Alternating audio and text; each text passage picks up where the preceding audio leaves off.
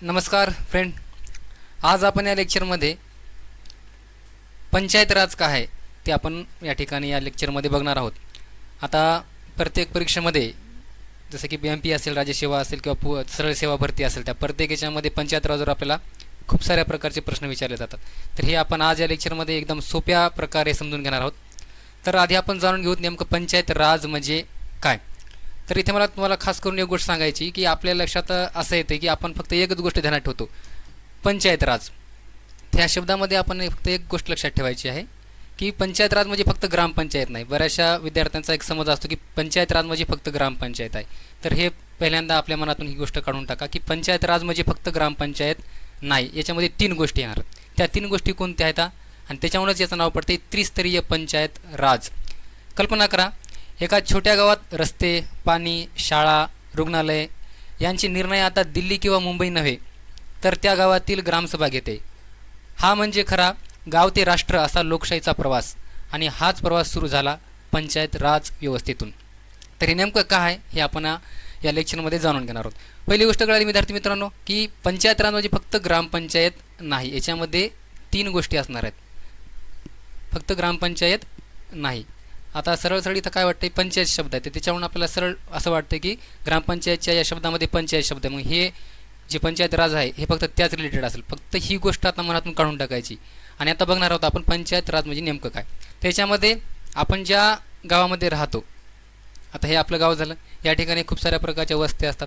इकडे एक वस्ती असते, इकडे एक वस्ती असते, इथे शाळा असते, इथं एक दवाखाना असतो आणि इथं कुठेतरी ग्रामपंचायत असते. तर हा आता गावाचा कारभार आताच आपण बघितल्याप्रमाणे की ह्या गावचा कारभार केंद्र शासन बघणार आहे का, राज्य शासन बघणार आहे का, नाही. जसे की आपल्या भारत देशाचे पंतप्रधान ते आपल्या गावचा कारभार सोडवतील का, गावामध्ये काही रस्ते आहेत, नाले आहेत, ते येऊन बघतील का, ते लोकांचे प्रश्न सोडवणार आहेत का, तर नाही. मुख्यमंत्री गावात येऊन गावचा कारभार बघणार आहेत का, तर नाही. म्हणून स्थानिक पातळीवर लोकांचे प्रश्न सोडवावेत ह्यासाठी जी काही शासकीय यंत्रणा असते गाव पातळीवर एकदम छोट्या स्वरूपाची, तिला म्हणायचं ग्रामपंचायत. आता हा पंचायत राजचा सगळ्यात छोट्या दर्जाचा घटक कोणता, ग्रामपंचायत. आता ग्रामपंचायत झाल्याच्या नंतर आधी आपण स्तर कोणते आहेत ते बघू. ही झाली ग्रामपंचायत. त्याच्यानंतर जो पुढचा स्तर येणार आहे तो आहे पंचायत समिती. पंचायत समिती आधी फक्त 3 स्तर जाणून घेऊ, त्याच्यानंतर आपण बघू.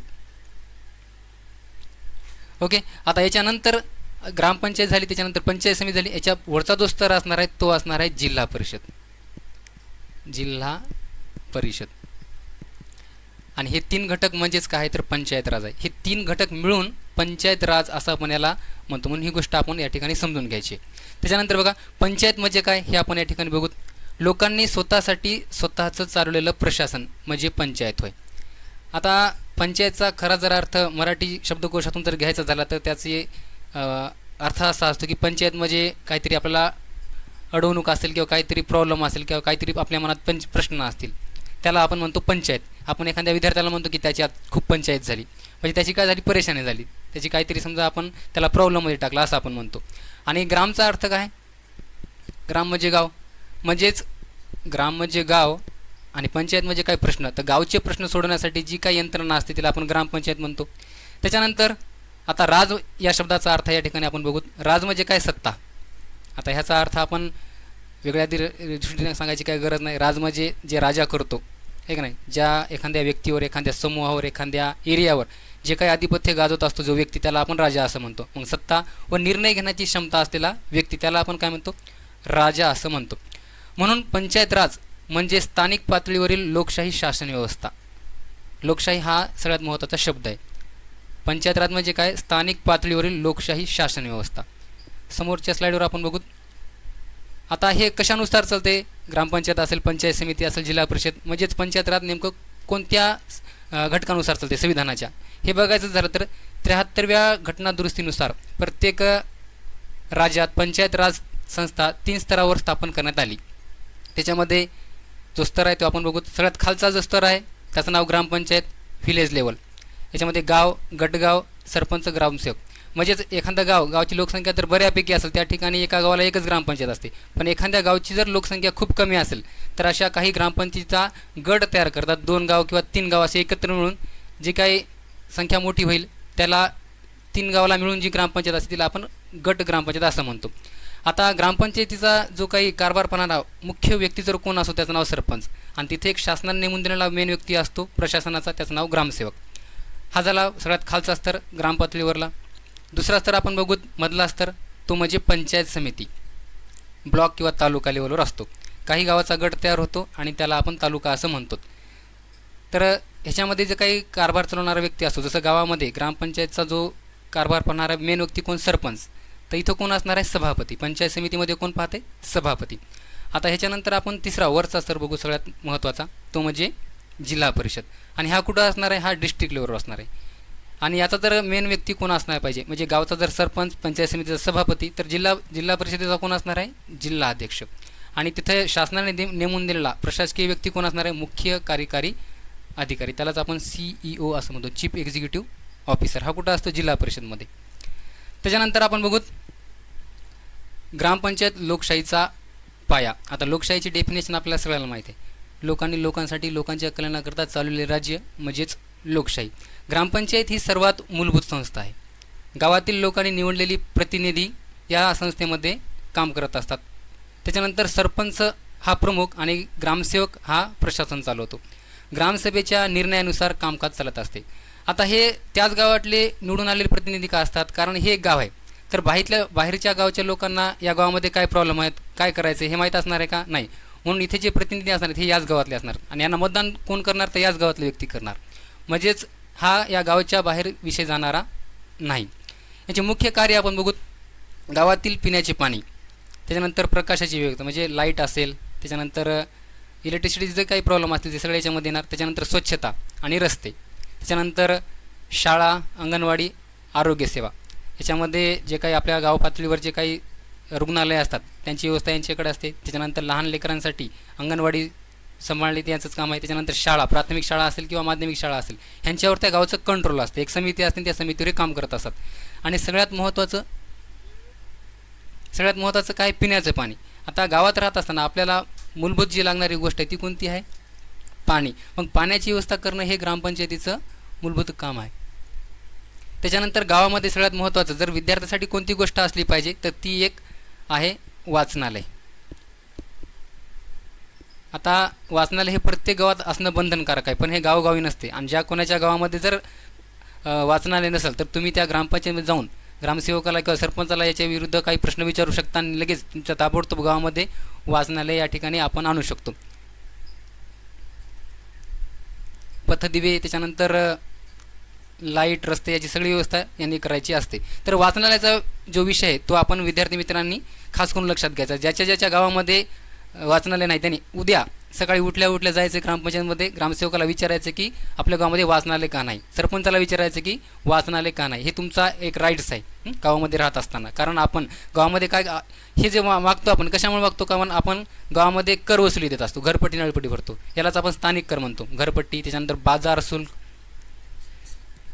त्याच्यानंतर बाजार शुल्क म्हणजे काय, त्या गावामध्ये जे काही समजा बाजार वगैरे भरत असतो, दुकाने किराणा, त्यांना जे कर लावतात त्या करामधून ग्रामपंचायतीला जे काही उत्पन्न मिळत असते त्याच्या माध्यमातून आपल्याला वाचनालयाचा खर्च असेल, पिण्याचं पाणी असेल ते पण शुद्ध. त्याच्यानंतर बत्ती दिव्याची सोय, लाईटची सोय, स्वच्छता असणे, रस्ते, हे सगळ्या गोष्टी त्याच्यामध्ये येणार. त्याच्यानंतर आपण गाव पातळीवर जर पाहायचं झालं तर सगळ्यात महत्त्वाचा एक प्रश्न सध्याच्या कंडिशनमध्ये आपल्याला पाहायला मिळतो की काही वस्त्या असतात परंतु त्या गावामध्ये एखाद्या व्यक्तीचं जर मरण झालं, मृत्युमुखी जर पडला, निधन झालं, तर त्याला जाळण्यासाठी त्या गावामध्ये स्मशानभूमीची व्यवस्था नसते, अंतिम संस्कार करण्यासाठी स्मशानभूमी नसते. तर अगदी एखाद्या खूप त्या ठिकाणी बारीक बारीक झाडं असतात किंवा जागाच नसते, अशा एखाद्या छोट्या जागेमध्ये जाऊन ते त्या व्यक्तीचा अंतिम संस्कार करतात एखाद्या गाडीच्या लाईटवर किंवा फोर व्हीलरच्या लाईटवर. आणि अशा एक ही अडचणजनक एक परिस्थिती आपल्याला प्रत्येक गावामध्ये पाहायला मिळते. तर स्मशानभूमी हे एक महत्त्वाचं काम. दुसऱ्यानंतर वाचनालय विद्यार्थ्यासाठी असणं गरजेचं आहे. त्याच्यानंतर पाण्याची व्यवस्था, त्याच्यानंतर लाईटची व्यवस्था, ह्या सगळ्या गोष्टी ज्या करायच्यात ह्या कोणं करायच्यात, ग्रामपंचायतीने करायच्यात. आता बघा, ग्रामसभा आयोजित करणे व लोकांचा सहभाग वाढवणे हा ग्रामपंचायतीचा एक मुख्य उद्देश असतो की या ग्रामसभेला गावातील बहुतांश लोक आले पाहिजेत. याचं कारण काय की आता कोणत्या नगरामध्ये काय चालणार आहे, कोणत्या वार्डात काय कोणत्या गोष्टीची गरज आहे, कोणता प्रश्न जास्त उद्भवतोय हे सरपंचाला माहीत असणार आहे का? नाही. मग ही गोष्ट कोणाला माहिती? त्या नगरामध्ये किंवा त्या वार्डमध्ये राहणाऱ्या त्या पर्सनल व्यक्तीला, की माझ्या घरासमोर रस्ता आहे का, माझ्या घराच्या समोर लाईटची व्यवस्था आहे का, तिथं कुठं खड्डे पडलेत का, सांडपाणी साचते का, स्वच्छता नाही का, ही गोष्ट कोणाला माहीत आहे? त्या नगरामध्ये राहणाऱ्या त्या पर्सनल व्यक्तीला. सरपंचाला माहीत आहे का? नाही. म्हणून ग्रामपंचायतची जी काही सभा भरते त्या सभेला आपण प्रत्येकानं उपस्थित राहणं गरजेचं आहे. आपण जर उपस्थित राहिलो तरच आपल्या ज्या अडचणी असतात त्या सरपंचाला किंवा ग्रामसेवकाला माहीत होतात, त्याच्यानंतरच काही तोडगा निघू शकतो. त्याच्यानंतर ग्रामपंचायत लोकशाहीचा पाया आहे, तर आपण आधी बघितलं. त्याच्यानंतर पुढच्या स्लाईडवर आपण या ठिकाणी बघू.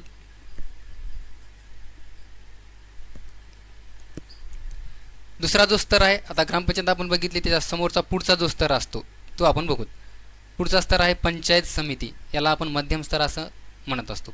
पंचायत समिती ही तालुका किंवा विकासखंड स्तरावरील संस्था आहे. पंचायतमधील किंवा ग्रामपंचायतमधील म्हणजे जिल्हा परिषद आणि जी काही ग्रामपंचायत असते या दोन्हीमध्ये जर कोणी एक समन्वय साधणारा जो काही दुवा असतो त्याला आपण पंचायत समिती असं म्हणतो. जिल्हा आणि गाव जोडण्याचं काम कोण करते?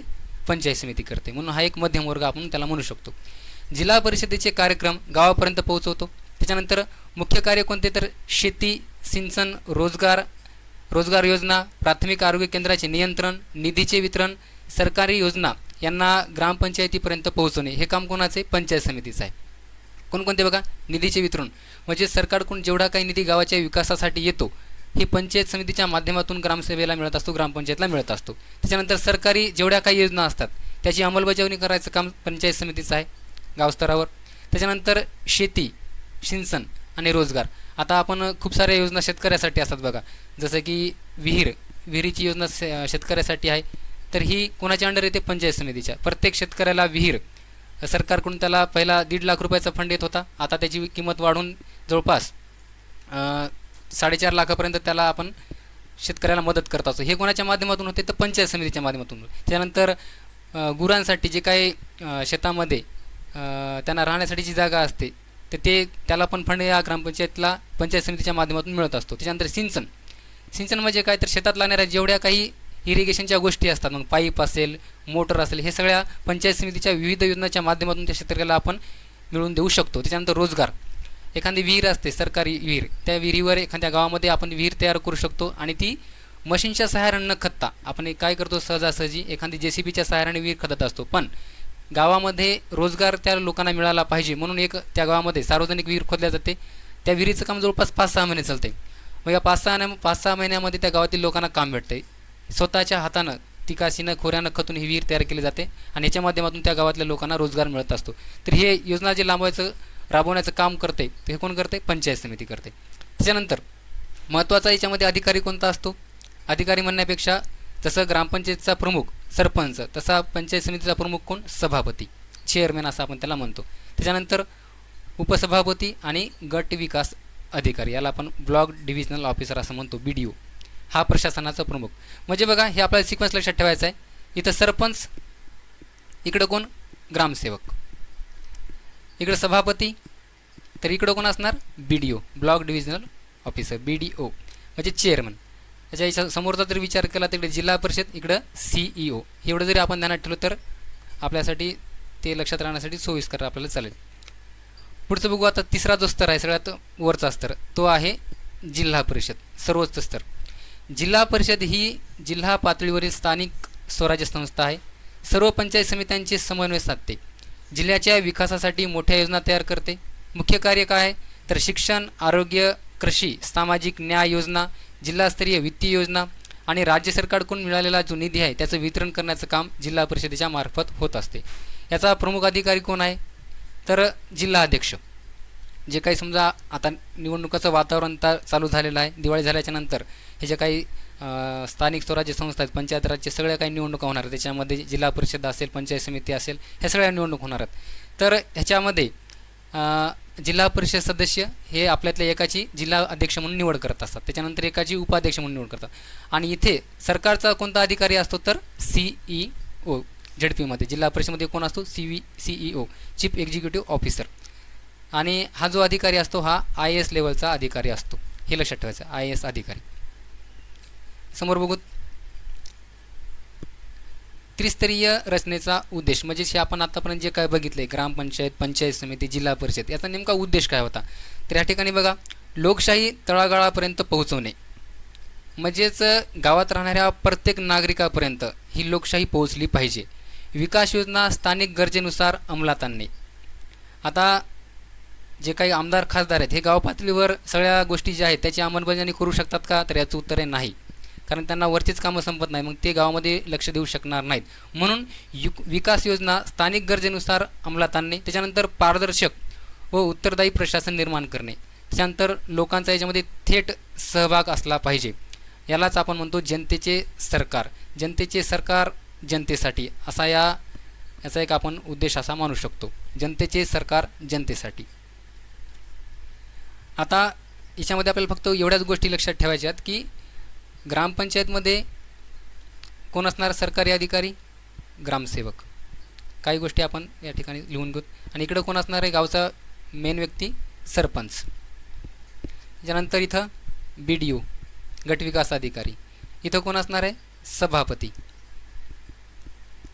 त्याच्यानंतर इथं कोण असणार आहे, CEO मुख्य कार्यकारी अधिकारी. इथं कोण असणार आहे, जिल्हा परिषदेचा अध्यक्ष.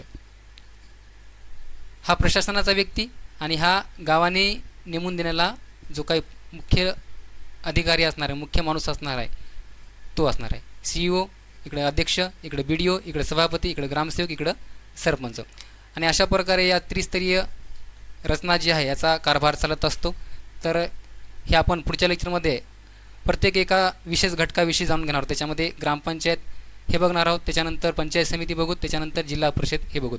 आणि ह्याच्या जे काही रचना झालेल्या आहेत ह्या विविध संस्थेच्या मार्फत, म्हणजेच एखाद्या समितीच्या मार्फत झाली, त्या समित्या कोणत्या, ही संकल्पना कोणाची आहे. आता ही जी काही ग्रामपंचायतची संकल्पना आहे, पंचायत राजची, ही संकल्पना आपले जे काही राष्ट्रपिता आपण त्यांना म्हणतो त्यांची आहे, महात्मा गांधी यांची. तर हे आपण रिस्तर पुढच्या लेक्चरमध्ये बघणार आहोत.